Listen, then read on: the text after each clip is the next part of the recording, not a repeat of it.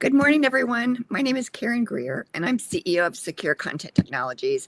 And I'm very happy to be here with Mike Jolley, Senior Vice President at Securely. Mike, welcome to another one of our lovely discussions.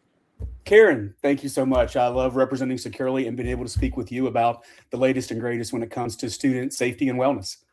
Yes, we've got what I consider to be just a very captivating topic today and very important for educators, parents, everyone involved in our students and how they're going through their journey. And AI is our topic, and I think that I can't go through a day anymore without AI being part of my life.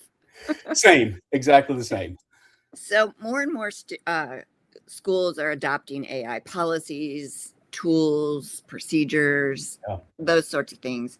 How does Securely help the districts respond when a parent asks, how is my child safely using AI? Because we all know AI can be an amazing tool, but it can also be kind of a wild, wild west right now. I'm so glad you asked that as we kick off this discussion on AI. I have the same question again. I use it in my daily life. I've got a 16-year-old, a 13-year-old. They're using it for school. As my oldest daughter starts to look at colleges, there's so many things where AI can simplify. But also we know there's some when it comes to academic integrity and other issues. There's some potential gotchas or areas that students need help being guided around. So, I remember let's just go back to when ChatGPT was released. I think back November-ish 2022. So when we at Securely, when we were talking to school districts, 2023, the big question was, how do we ban this? Right? Securely, we need you to block it. How do we don't want it in our schools. And then 2024, it immediately switched to, hey, how do we use this? Right? That's what districts are asking, school boards are asking, teachers, parents, everybody. And then, so how do we ban it? How do we use it? And then it became, how do we govern it in 2025? And then now as we're starting in 2026, districts, as they ended last school year, are really asking, which schools are being used, who is using them, and most importantly, what are they using them for? And so what we've also seen legislatively is 53 bills across 25 states that are either just came into law, in July, or are being debated right now, finalizing. But again, 53 bills across 25 states, and all of them specifically address AI in classroom instruction. And in all of those bills and all those discussions, safety is top of mind. And so with all this going on, Securely released a tool back in 2025. And the goal of this tool was to provide visibility as well as more safety into student AI usage. And then last spring, during the spring semester, second semester, if you will, of 25-26 school year, we provided roughly 1,500 school districts with insight into more than 2.2 million AI conversations on school-issued devices. Wow. So was there something from that data that really stood out most to you? Yeah, a lot of things stood out. For example, Google Gemini, that has become what is the most popular LLM, at least among the 1,500 districts. And again, this was across 39 states where these districts represented. So again, Google Gemini, most popular, surpassing ChatGPT, which is what we were originally seeing when we released the tool back in 2025. Approximately just about 80% or so, a little less than that, of student AI conversations were deemed educationally appropriate under the policies that the school administration had set. And then that roughly 22%, there was at least one content deflection, and I'll talk about what deflections are in a minute, that was triggered. And what that means is the AI blocked or redirected the prompt as inappropriate. So across all chats, 2,784,000 individual deflections were recorded. And keep in mind, a single chat can trigger multiple deflections. But again, the goal is not just to block it and say no. It is to block it and say no, but then redirect them with some better use, more deeper, direction into how to get what they're looking for without cheating or without, dealing with something around violence, self-harm. But to answer your question, what stood out the most, again, as a student safety representative, someone who's, worked for Securely for a decade and reaching out and working across, 20 million students to make sure they're safe and well, about 2% of all AI prompts showed signs of self-harm, violence, or bullying. And that 2%, that's about 5x what Securely's seen over the last decade when it comes to flag searches. So it is something that is very concerning to us and to me. Well, and it gives you a lot of really great visibility into that, though, which we haven't totally had before. And so I think that that's a real positive to something that AI is bringing to the table. It absolutely is. And because of that, now the next thing we've been giving schools the visibility into that, Karen. And now what we just released, or just announced the release of, is the parent AI view. So just as school personnel can see this, teachers, staff, principals, counselors, now parents districts will have the option. I always say that districts will have the option to be able to show parents what that looks like and what their students are doing.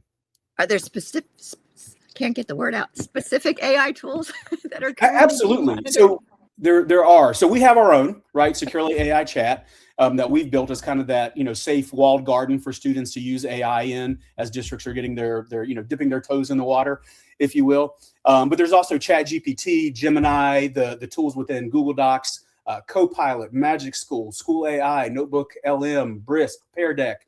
So those are most of the main ones that are used, and we are able to provide this visibility and safety into all of these. And then, of course, we are expanding as more tools are coming out. Can we dive into the whole deflected chat functionality? And because I found that really fascinating when I learned about it. It's not meant to. It's really meant to help the students with AI. But if they're searching for something possibly that isn't an appropriate search. Absolutely, right? So, just like the conversations that start between parent and student, from parents having visibility into sites and searches, it's important for them to know, right? I love teaching and learning. I love curriculum. That's why I became a principal. And I asked my kids, what'd you learn today? I get so excited. And, they look at me dead in the eye. Nothing, Dad. We didn't do anything. So Securely for a decade has been showing those sites, those searches into parents. And we know it's not a gotcha. It's not about not trusting your kid. It's about being a parent, right? It's about schools giving that visibility and that really allowing parents to authentically engage in that conversation, Karen. And so just like we did with searches and sites, we think it's important to have that visibility into what their AI prompts are. Again, I look at it, it's the reason that driver's ed cars have a brake on the passenger side. It's, that instructor's not going to ride the brake the whole time, but if they see the student driving into, off too fast, or they're going to rear end somebody, or they're going to swerve off the road, they're going to hit that brake. And that's what we want schools. That's why we want schools to have the visibility. It's why we want parents to have the visibility so they can engage and look and watch and guide, because they are kids.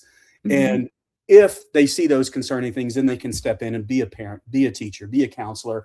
And then when it comes to deflection, we don't want to just let the student, have the AI write a paper for them and then get in trouble and then have the conversation. We don't want them to ask how to hurt themselves and go down this path and then, right? So one of the things, in addition to visibility, we want to be able to deflect what they're doing. So, and the way we present that to parents is parents will see exactly what the student asked. We're not going to hide that.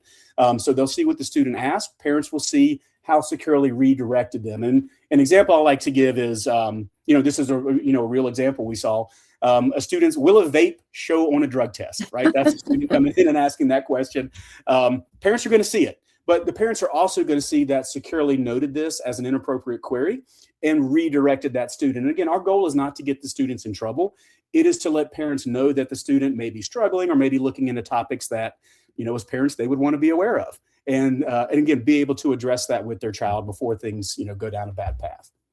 So I've had parents ask me this question. How do we distinguish between productive learning as it relates to AI and cheating? Like there has to be a fine line there. There is. And it's all about visibility. I think, again, that's why we show the actual very specific exact thing. So seeing those specific prompts, the questions that students are asking, that gives parents then the ability to see if their child is asking the AI to actually do the assignment or if they're asking for support and for guidance, right? And Karen, there's a big difference. And I say, write a paper for me on Romeo and Juliet versus if I'm trying to compare and contrast the families in Romeo and Juliet, how could I get started? Or what are the things I would want to express or hit on? So, and as a parent, I can read that and know, okay, my child is asking how to versus do it, do it for me. And that is important, again, as parents are having those conversations. Again, as my 16-year-old starts to look at colleges and that process, and you see these stories about, kids getting in trouble for using AI to do work for them in college and of course in high school and across all grades. But we want to be able to see that as parents and guide them to hey, channel this, use it appropriately. It can really help you out, but it's not there to do the work for you. That's absolutely true. So as summer is kind of winding down, which I think I'm in denial that we're at the end of July. How did we get here?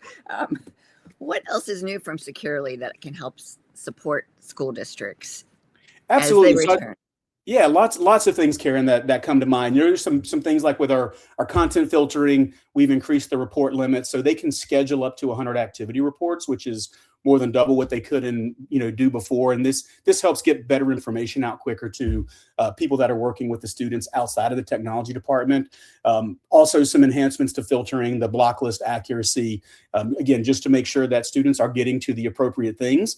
But one of the things I'm most excited about is our behavior management module. So our digital hall pass, I know you've talked to our team and talked to Keith who runs that. I would have loved to have had that as a principal, right? It's a great tool, even as a classroom teacher, to know where kids are and making sure, again, not as a gotcha, not because we're spying on the bathroom, but because student movement is key to student safety and knowing where they are. So one of the pieces that we have added into that, as I said, is a behavior management module, tongue twister there. So what we've added, there's a new PBIS system within PASS.